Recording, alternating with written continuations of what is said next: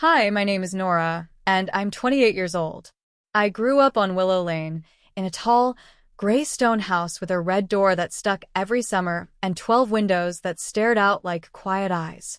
From a distance, the house looked calm. The front garden always trimmed, the walkway swept clean, and the shutters painted a flawless, deep green. But inside, it never really belonged to me. The only warmth in that house came from my father, Dr. William. He was a gentle, soft-spoken man who spent his days treating patients at a small medical clinic in downtown Boston. He wasn't wealthy or flashy, but people respected him, not for the title he held, but for the way he spoke to everyone with compassion. He believed in healing more than medicine. And he believed in me. Every spring, he'd bring home fresh roses from the hospital courtyard and place them in a jar by the window. On rainy evenings, he'd sit across from me at the dining room table and teach me how to play chess. Think with patience, Nora, he'd whisper as he moved a knight. In life and in chess, rushing is what loses the game. He meant more than he knew. When I was 8, he remarried. Her name was Brenda. Tall, polished, and distant, Brenda glided through our home like a queen who didn't want to be touched. She was the kind of woman who never raised her voice but could cut you down with just one look. Her heels echoed coldly on the hardwood floors. Her perfume smelled like expensive indifference. She never yelled, never hit, but somehow her silence bruised just the same. She brought her son, Jacob, into our lives. He was a year older than me, with smug eyes and a smile that always seemed to be hiding something. Brenda adored him, and Jacob knew it. He wore her affection like a crown. At the dinner table, she doted on him, asking about his grades, his soccer games, his friends. I sat across from them, unnoticed, like an extra chair pulled up by mistake. Jacob was cruel in quiet ways. If I dropped a glass, he'd tell Brenda, I did it on purpose. If I got a good grade, he'd laugh and say it was just luck. And Brenda always believed him. Always. It wasn't just favoritism. It was exclusion. Sometimes I caught my father watching me from across the room, his expression tired, but filled with quiet sadness. He'd squeeze my shoulder, leave notes in my lunchbox, or sneak me a peppermint when Brenda wasn't looking. He never stopped trying. But even he couldn't stop the cold from creeping in. From the outside, we looked like a well-put-together family. But inside, I lived in a house that didn't want me.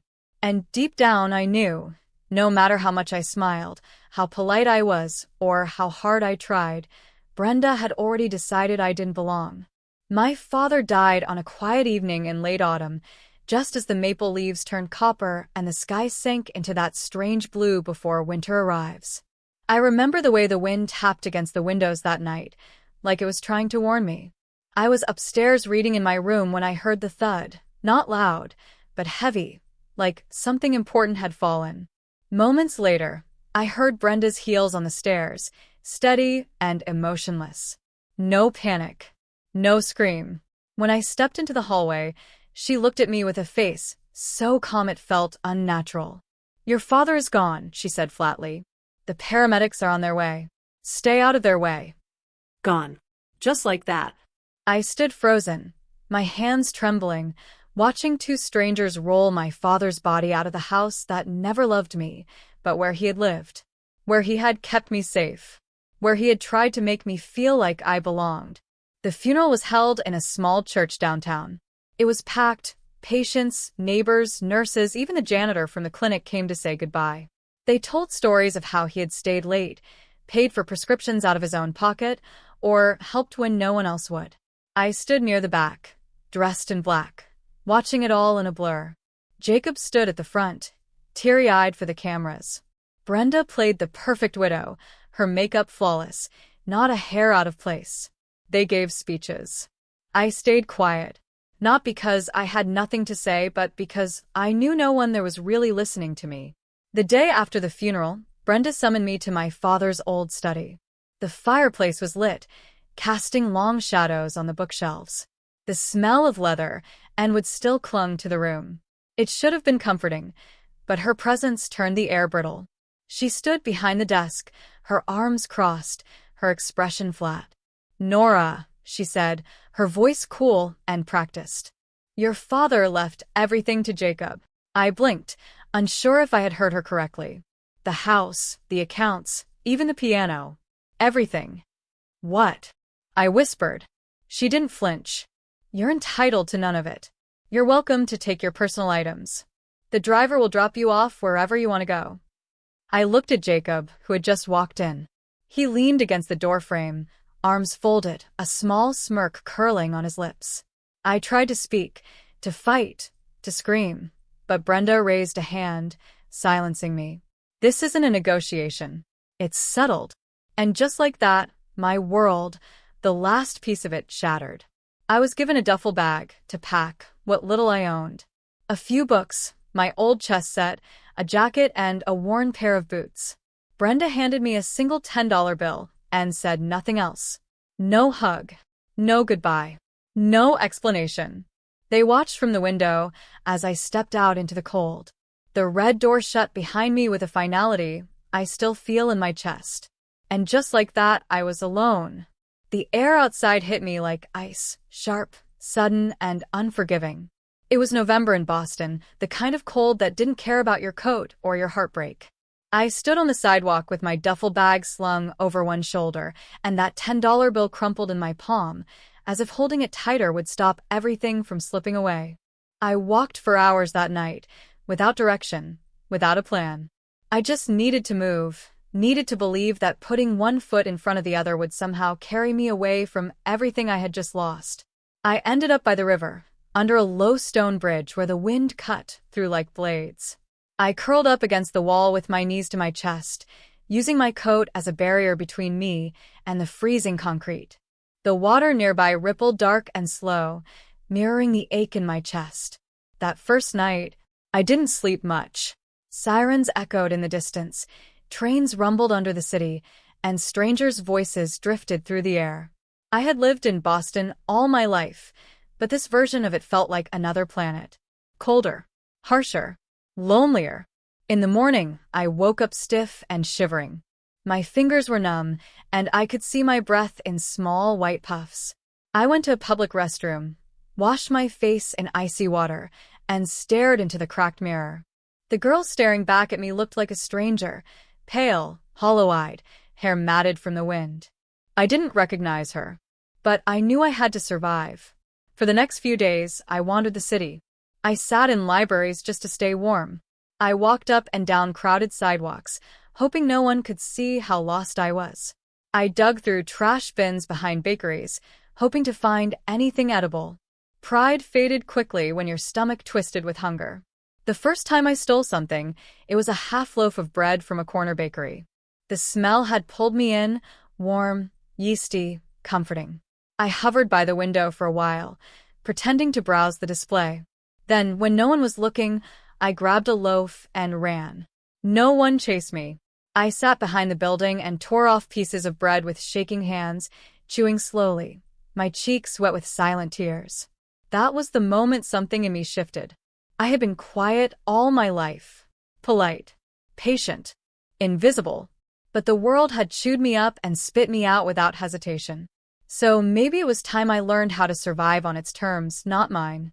I wasn't Nora Everly from Willow Lane anymore. I was no one. And in a city like Boston, that meant I could be anyone. After nearly 2 months of sleeping under bridges, eating from trash bins, and hiding from the cold behind library stacks, I came to a quiet realization. Boston wasn't going to save me. The city had turned its back on me, just like Brenda and Jacob had. Every alley reminded me of a home I no longer had. Every park bench whispered that I didn't belong here anymore. So, I made a choice. With the last few coins I'd managed to collect, quarters scraped off sidewalks, dimes dropped by careless strangers, I bought a bus ticket to New York City. I didn't know what I'd find there. I just knew it wasn't Boston. The ride was long and silent.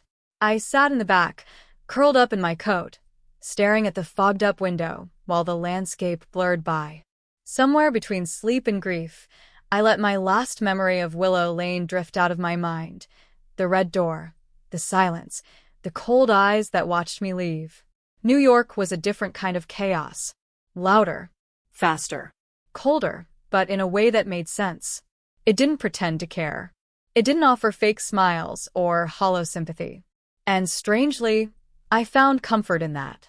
I began sleeping in train stations, curled into hard plastic chairs, pretending to wait for someone who'd never arrive. I learned how to fold newspapers into pillows. I watched the tide of people move in and out, commuters, students, tourists, thieves. The rhythm of the city became my lullaby. I said little. I listened more. I learned how to read people, how a man's coat told you his income, how a woman's walk told you her urgency. I watched the pickpockets, the sellers of fake designer bags, the teenagers running cons for pocket change. I watched and I absorbed. One night, as I wandered the Lower East Side in the rain, I saw a gray cat weaving through puddles near an alleyway. Its eyes caught mine, calm, unbothered, before it darted into the shadows behind an old bakery. I don't know why, but I followed. Maybe I was looking for something. Maybe I was tired of being nothing. I stepped into the alley, water dripping from rusted fire escapes above me, and stopped in front of a green metal door with peeling paint and no handle. There was just a crack near the bottom, just enough space for the cat to slip through. I hesitated, then I pushed. The door creaked open, and I stepped into a world I never imagined existed. The air inside was warm, thick with the scent of smoke, burnt coffee, and something metallic. The room was dimly lit, with flickering bulbs hanging from wires above and mismatched couches pushed against graffitied walls. It didn't feel like a place. It felt like a code, one I wasn't sure I had permission to read. No one looked up when I entered, except the cat. It brushed past my leg and vanished beneath a stained table near the back. I stood awkwardly in the doorway, dripping rainwater onto the dusty floor, unsure if I'd just trespassed into something sacred or criminal. I was about to turn around when I heard a voice. First time, I turned. He was tall, lean, with dark hair falling just past his brows and tattoos snaking up his fingers. His eyes held curiosity, not judgment, and his voice was low and calm, like he was used to danger and didn't fear it anymore. "My name's Leo," he said. "You don't have to tell me yours. Not here. Here, what you do matters more than who you are." That's how I met them. The ones who would become my first real family. The club was what they called it. No real name. No sign outside. Just a network of ghosts, people who had been burned, broken, erased by the world, and decided to rewrite their own rules. Hackers, forgers, safecrackers, runners. Each of them had a story. None of them needed to explain it. Leo introduced me to Camila, a safecracker from Spain who could open any lock with a paperclip and a breath of silence. She had sharp eyes, fast hands, and a wicked laugh. She taught me how to listen to tumblers click inside a steel safe, how to breathe with the lock, not against it. Then there was Chase, a soft-spoken forger from Ireland. He could create a passport with just a printer, some glue, and an old photo booth picture. He was gentle, smart, and taught me how to see what other people missed: fonts, spacing, ink weight, the invisible fingerprint of every official document. And Leo? Leo was the heart of it all. A legendary hacker who once shut down a billionaire's security grid just to prove he could. He showed me how to vanish online, how to create firewalls, cover digital footprints, and disappear into the dark web like a drop of ink in an ocean. He didn't just teach me tools. He taught me purpose. "We only take from those who deserve it," he said once, eyes narrowed behind a glowing laptop screen. "No old ladies. No kids. No one trying to survive. We go after the greedy, the untouchables." I liked that rule. It felt fair. I didn't tell them everything. I never told them about Willow Lane, or the Red Door, or Brenda's voice telling me to leave. But they didn't ask. In the club, your past was yours, and your skills were your only currency. And I had plenty to learn. I started slow. Watching. Listening. Memorizing. But the quiet girl who once sat unnoticed at a dinner table was gone. In her place was someone else. Someone who was learning how to fight back, not with fists, but with secrets. Time lost meaning inside the club. There were no clocks, no calendars, only jobs, lessons, and secrets traded like currency. I stopped counting days. I started counting skills. Camila taught me how to disable alarm systems with a hairpin and a pulse meter. Chase handed me blank checks and dared me to forge his signature without blinking. Leo showed me how to break into offshore servers, wipe traces clean, and rebuild them with identities so secure even the government would be fooled. And I learned fast. I wore gloves always. I dyed my hair darker. I moved through crowds like fog. I stopped looking up when I walked and started watching reflections in windows instead. I memorized faces, camera angles, license plates, elevator codes. I became a shadow, not just in the city, but in life. The girl named Nora, thrown out with $10 in her coat pocket, didn't exist anymore. They started calling me Ghost Queen. At first, it was just a whisper, a nickname said half-jokingly in the back room when I pulled off something risky. But then the name stuck. Spread. People I'd never met used it in online forums. My reputation traveled faster than I ever could. I became a rumor, a myth. The woman who could walk into a Manhattan penthouse and leave with a hidden vault's contents, without a trace. The ghost who never showed her face. No fingerprints. No voice. Just silence and empty safes. I didn't steal for thrills. I stole for balance. For people like Brenda and Jacob, who lived in glass towers built on lies and thought no one could ever reach them. And I never took from the innocent, only from those who believed they were untouchable. With every job, my confidence grew. So did my fortune. I had money hidden in crypto accounts under names I'd created myself. Corporations, shell companies, layered so deep even Chase admitted he couldn't track them. I bought a penthouse in Chicago, paid in full with untraceable assets. I owned a tiny cabin in Vermont, just for silence. A flat in London where I drank tea in the fog and pretended the world didn't exist. But no matter how far I ran, no matter how high I climbed, I couldn't forget the red door. Or the people behind it. Brenda, with her cold lipstick smile and perfect hair. Jacob, with his smug eyes and false kindness. The ones who threw me out, thinking I'd vanish. They had no idea I had become someone the world whispered about. And I hadn't forgotten what they did. Not for 1 second. 10 years had passed since that night on Willow Lane. 10 years since I stood on the front steps of my childhood home with a duffel bag, a broken heart, and $10 in my pocket. Now, I stood behind glass walls on the 47th floor of a Chicago high-rise, watching the lights of the city flicker like stars trapped in metal. My penthouse was silent, sleek, minimal, and clean. The kind of place that left no room for memory. But I remembered everything. I had built a life from ashes, and I made sure it could never be taken from me again. I owned silent shares in luxury hotels, investment firms, and even a boutique tech company in San Francisco. My name was on none of it. But my fingerprints? They were everywhere, digitally invisible, legally bulletproof. The legend of the Ghost Queen had spread across borders. Whispers in hacker forums. Unconfirmed sightings. A woman in a black coat and silver mask who never missed.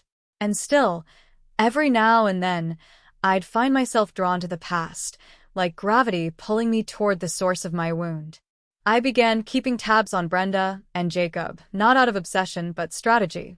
Brenda, even in her 60s, was still wrapped in navy wool and pride. Her silver hair perfectly twisted, her voice still sharp. She sat on nonprofit boards, hosted art galas, and was quoted in newspapers about community ethics. But behind her carefully crafted image, I saw it. The tight jaw, the wary eyes. She was aging, yes, but she was also guarded, like someone with something to hide. And Jacob? He had grown into the very man I always knew he would be. Expensive suits, fast cars, champagne fundraisers, and magazine covers. He smiled for every camera, shook hands with every donor, and used my father's money to fund his own narcissism. His ego filled every room before he walked in. I watched them both for years. Not because I wanted revenge, but because I wanted truth. And the truth, when uncovered properly, is the sharpest weapon of all. So I collected it. Emails, bank statements, surveillance footage. I traced fraud that stretched back over a decade.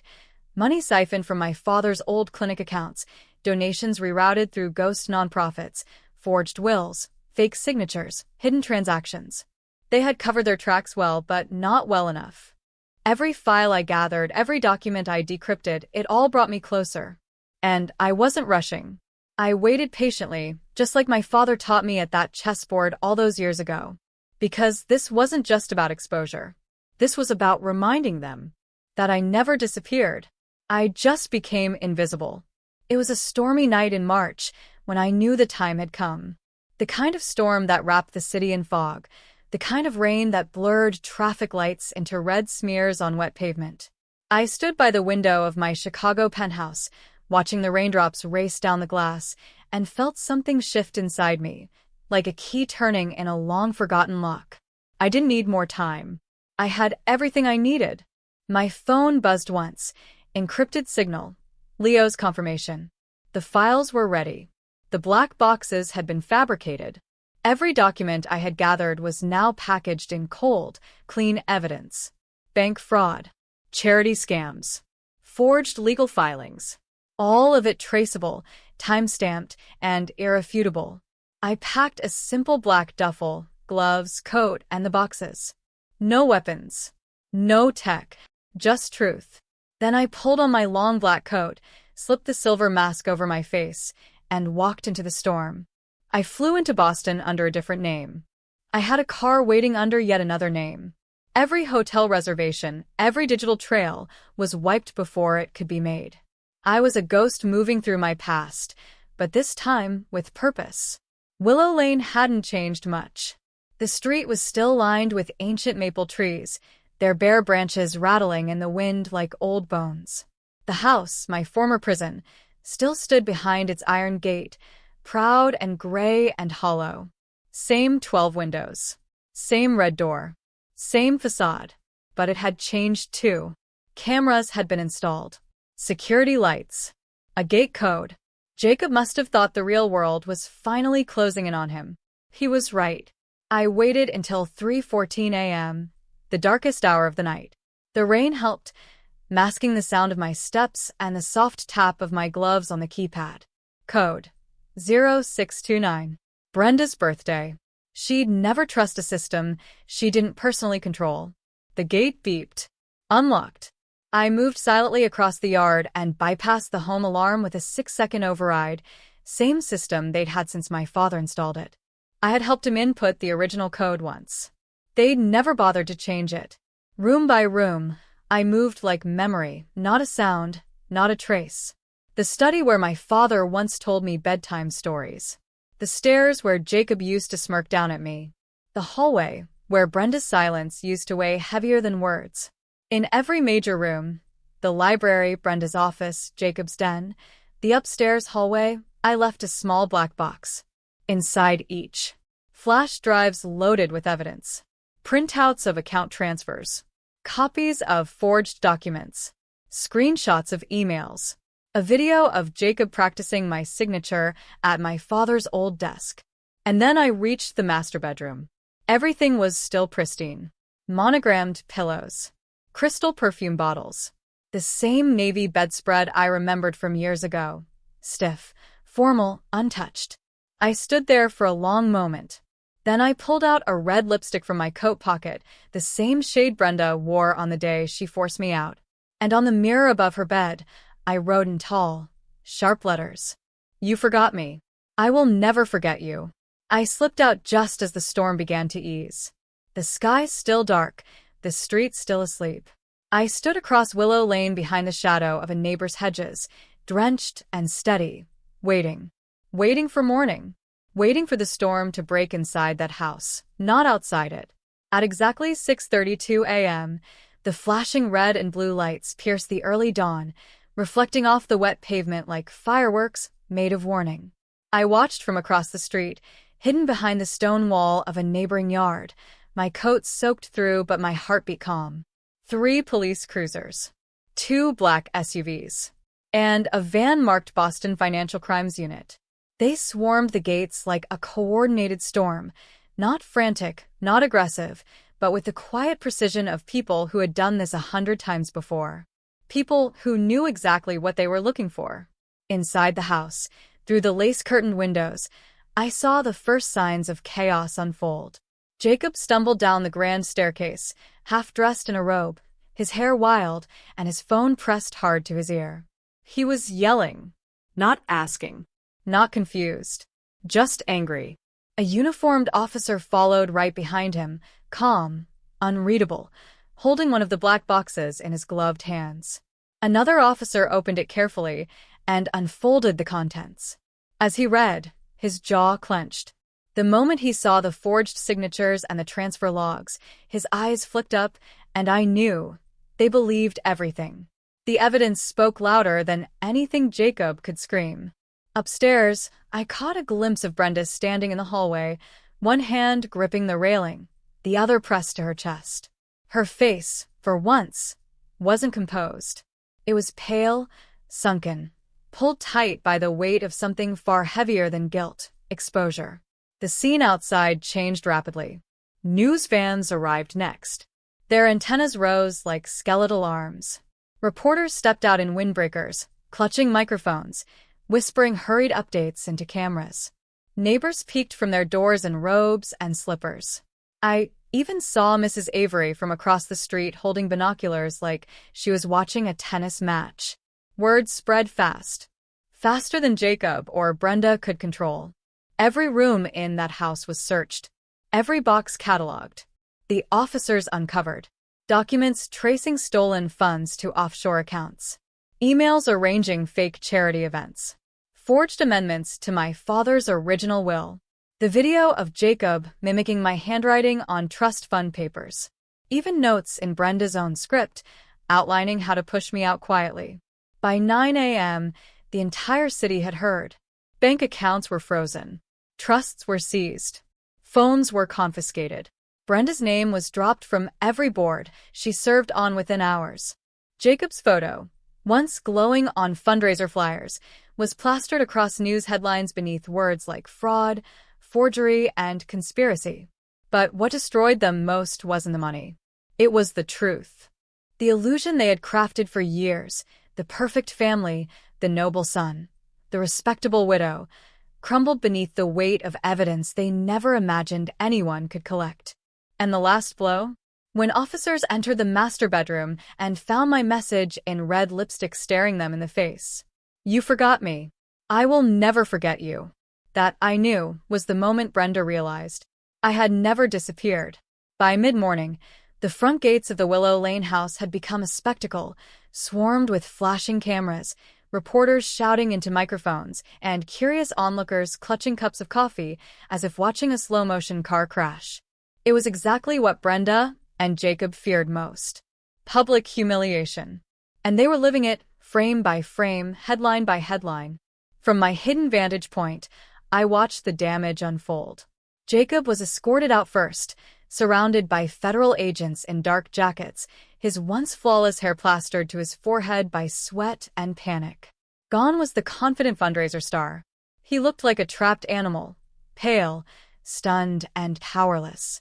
Cameras flashed like lightning as he stepped into the SUV, his hands cuffed discreetly beneath his coat. Reporters yelled his name.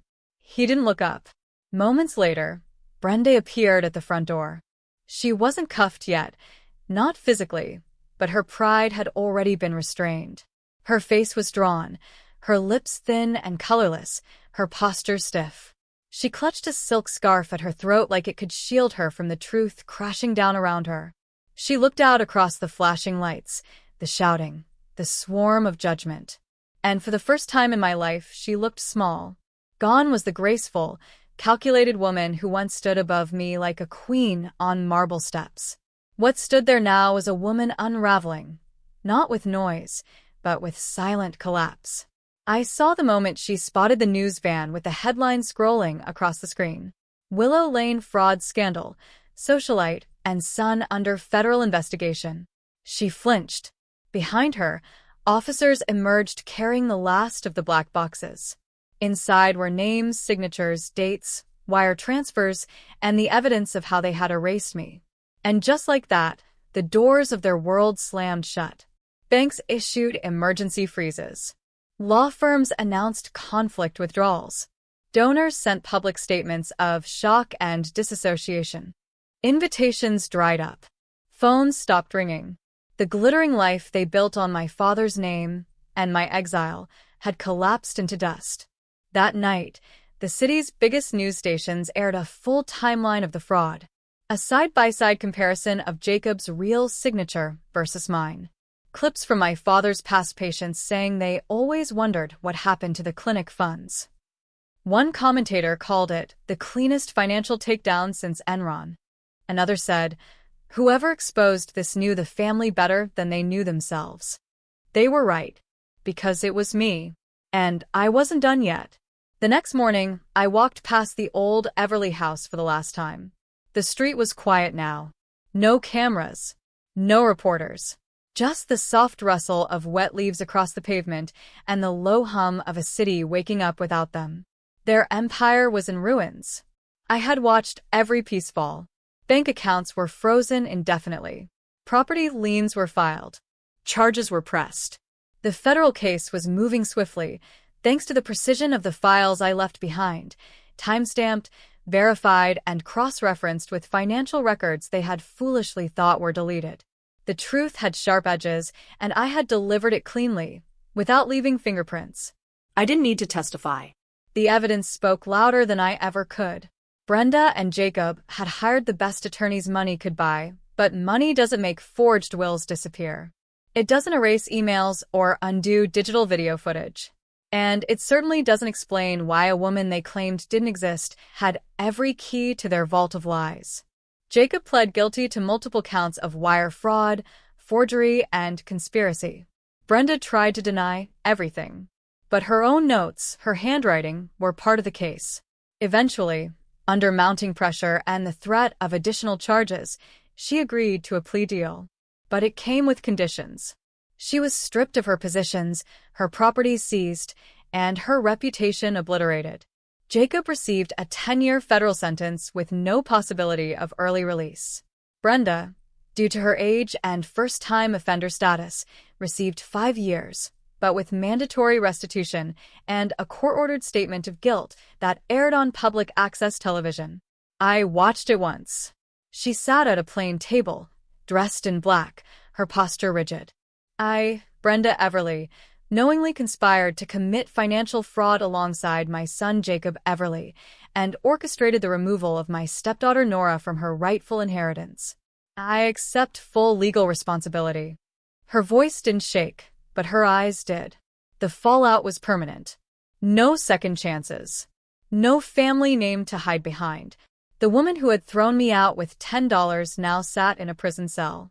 And the boy who smirked from staircases sat behind bars, wondering how it all fell apart. That night, I returned to Chicago. Leo, Camila, and Chase were waiting in the lounge of the penthouse, the people who had become my true family. We didn't toast with champagne. We didn't celebrate loudly.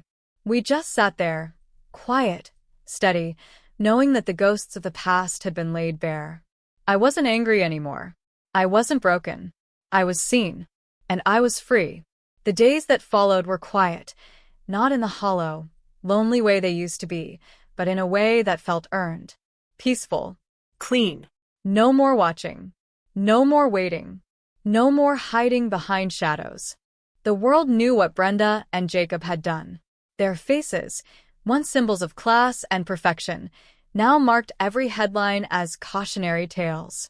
Families whispered about them at fundraisers, not with envy, but with disbelief. I stayed out of it. I didn't give interviews. I didn't make public statements. My name never appeared in the investigation. Not officially. The digital footprints I left were clean, surgical, my presence only visible to those who knew where to look. And the ones who knew? They were loyal. Leo, Camila, and Chase, they never asked me to explain anything. They never demanded to know why I went back. They just nodded the night I returned and said one word. Done. I smiled for the first time in a long time. Done. We kept working, not for revenge, but for purpose. The club expanded its reach quietly, its code of honor still intact. No stealing from the poor. No hurting the innocent. Only targeting those who preyed on others. Over time, I used parts of my wealth to rebuild what had been destroyed. I made anonymous donations to my father's old clinic under a new name. I funded scholarships for young women in medicine. I bought a building near downtown Boston and turned it into a free health center. There's a plaque in the lobby now that reads, "In memory of Dr. William, a man who healed without judgment." No one knows I put it there. And I like it that way. Because my story isn't about proving anything to the world anymore. It's about becoming the person I needed when I was left on that doorstep 10 years ago. I live in light now, but I carry my shadow like armor. I am not Sarah Everly anymore. That girl is gone. I am Nora. And I built this life from pieces nobody wanted. Sometimes, late at night, I walk out onto the glass balcony of my penthouse and look over the city, the endless stretch of lights, traffic, towers, and movement that never sleeps. From up here, it's silent, almost peaceful. And yet, beneath that glow is a world filled with masks. I just chose to wear mine literally. At every meeting with our network, I still wear the silver mask, smooth, expressionless, and unmistakable. It's not about hiding anymore. It's about reminding the world, and myself, who I had to become to survive. They call me the Ghost Queen, and they say it with a mix of awe and fear. Not because I'm cruel, but because I am unreachable. Because no matter how powerful you think you are, if you abuse that power, I'll find you. And I'll take it back. I don't need revenge anymore. What I want is balance. I've walked through cities where billionaires sleep in guarded mansions while single mothers wait tables with swollen ankles. I've seen men who laugh while stealing pensions and women who bury their grief beneath designer bags and denial. The world is full of people like Brenda and Jacob, people who believe their lies will never catch up to them. And I've made it my mission to ensure they do. I work in silence, through code and information, through networks that can erase or expose someone in seconds. My hands are steady now, my instinct sharper, my circle tighter. Camila still handles locks and vaults. Chase still builds passports that could fool the State Department. Leo runs everything like an invisible king, always 3 steps ahead. And me? I've stopped needing validation. I don't need applause. I have purpose. And I have power that doesn't scream. It whispers, until the people who thought they were untouchable suddenly find themselves standing on glass, just as it begins to crack. I used to be the girl no one saw. Now I'm the woman they can't trace, but can never forget. It's been 10 years since I was thrown out of that house on Willow Lane with a $10 bill and a bag of clothes. 10 years since I watched the red door close behind me and believed, for a moment, that I didn't matter. Now I live in a world of my own design. I have homes in places I once only saw in travel magazines. A penthouse in Chicago, sleek and untouchable. A cabin in Vermont where the air smells like pine and freedom. A flat in London where the fog drifts by my window like smoke from an old memory. Each place carries pieces of me, but none of them hold me. Because I'm no longer tied to walls or windows or the need to belong. I belong to myself. I still think of my father often.